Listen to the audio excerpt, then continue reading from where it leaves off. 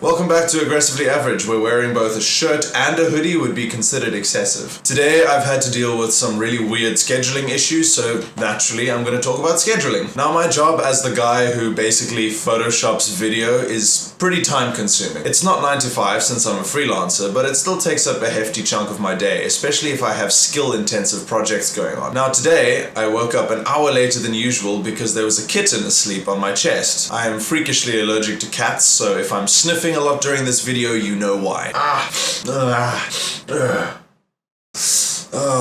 got this. Let's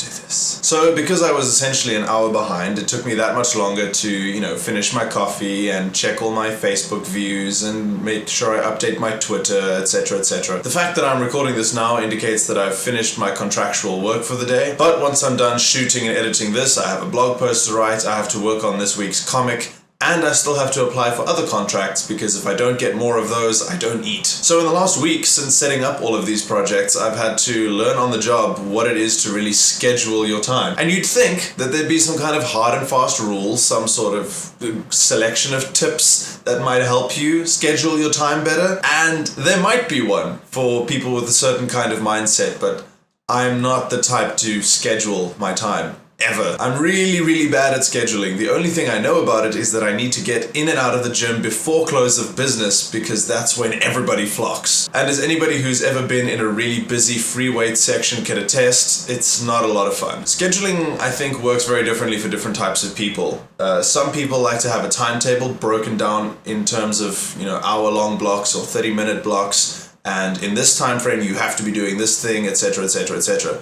My brain doesn't work that way, and I tend to be much more freeform. It might be because I went to a Montessori primary school for like 5 years where you get all your work in advance and you can just finish it in your own time as long as it's done by Friday. So if you crushed everything on Monday, you could pretty much lay around until the end of the week, which sounds like a delight because it gives you all that free time. But if you give yourself so much work that even if you crush it every day, you've still got something to do the next day, it's not only stressful, but it also forces you to stay in really high gear non-stop. That's one of the reasons I decided to start daily vlogging, because I have this habit of slipping into a low gear for days, if not weeks at a time, and I can't have that if I want to maintain any kind of productivity. So I thought the best way to shock my system out of this state of permanent lethargy that it keeps wanting to get back into would be to challenge myself. My way of doing this is with a daily vlog, a daily blog, a weekly comic, my job, and exercising at least 3 times a week. I suppose this video is less about scheduling and more about dealing with inherent laziness, which is a big problem for me. Crucially, I think the first step in fixing the fact that you're a lazy fuck is admitting it to yourself, which I've done over and over again, but I've never really done anything about it. I have this habit of throwing myself way too hard into a single project and then burning out, which is clearly not healthy. So by dividing my time and attention and energy across all these different projects, I'm hoping I can become more efficient and effective in the long run. I guess we'll see how it goes. Anyway, that is your dose of average for the day. I will see you tomorrow.